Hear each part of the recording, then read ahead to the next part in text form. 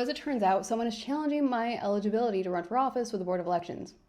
Again. I don't want to spend too much time on that part. It's the same old politics. Because when they're afraid to beat you at the polls, they will try literally anything else. What is worth talking about, though, is who filed this, why they did it, and what it says about our politics here. Because the person who filed this is Chris Stever. You might know him as the Moto World guy. Now, I've avoided giving him the validation of even saying his name. But he can't seem to stop saying mine. So here we are. Little backstory, Chris built his building back in 2022 without a permit because he felt like the process was taking too long. He ignored the law, built anyway, and the result could not be more predictable. And then he later goes after his neighbors for, get this, not following codes. First it was D&D Auto, now it's the new owners. And since they won't sell to him, he has now made it his mission to try and bully them into it, all while using a mass amount of government resources. He's called codes dozens of times, police dozens of times, at least 4 council people filed lawsuits, endlessly harassed the mayor, other state agencies. I don't have time to get into all of it, but you get the point. We've seen all the stunts from him. Fake press badges, live animals, huge signs, inflatable characters, showing up at people's homes. But those Risky Boulevard stunts got stale, so Chris went looking for a new stage. Remember his brief career as a caring advocate for the homeless? Well, before that, this is how he actually spoke to them. Go home! We're sick and tired of your bullshit. The next time I'll run over both you fucks. I don't give a fuck if I destroy every fucking bike you got.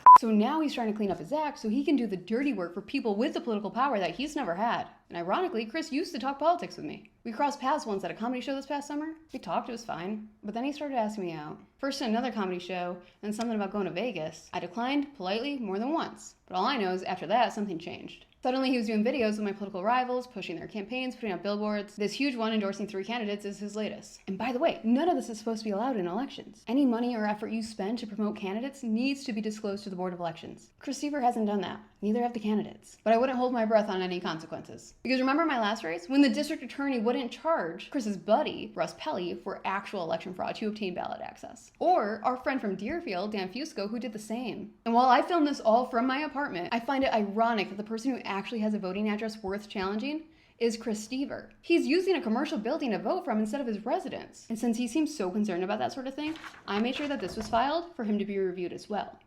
Thanks for the idea, Chris. And have you noticed that the ones who seem to shout the loudest about accountability don't ever think the rules apply to them? And yes, it is anyone's right to question anything in the election process, but it's not normal for a businessman outside of the district to challenge a candidate he can't even vote for. It's coordinated. You can't be the voice of fighting corruption and reform when you're working with the same old politicians. And when people with money start acting like unregistered campaign arms, it cuts against the very laws that keep elections fair. Those rules and laws exist so no one can buy influence or drown out your voice. But they only work when we pay attention. And when we refuse to let a circus on a Risky Boulevard be the stage for our democracy. Utica. We can do so much better than bullies with billboards for political commentary. I know putting out this video is just gonna make him want to harass me more, but I'm not afraid of the circus. I've been fighting these clowns my entire political career.